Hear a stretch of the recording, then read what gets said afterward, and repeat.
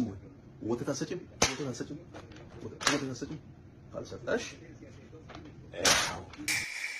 እንግዲህ ማርያም እኔ አላባ ጊዮርጊስ ባንቺ የምተማመነው በውቅያኖስና በጠፈር መካከል ካለው አድማስ ድንጋይ ከተጠጋ ሰው በላይ ያንቺን መጠጊያነት እመካበታለሁ።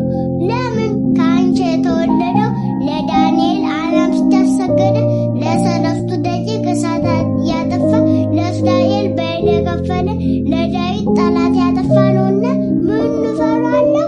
አሁን እንዲያስፈለኝ አናብስቱን ጌታ እሳትን አልፈላ የእሳቱ ጌታ በይልን አልፈላ የበይሉ ጌታ ከአንቺ ማኅፀን ተገኝቶልኝ ምን አይቼ እደነግጣለሁ ብሎ ይናገራል። ከማርያም የበለጠ መመኪያ የለም። ስለዚህ ሰማይ መች ቢሆን ምድር ወፍጮ ብትሆን ከመካከል አጣብቀው ቢፈጁኝ አንቺ እያለሽልኝ እኔ ምን እሆናለሁ?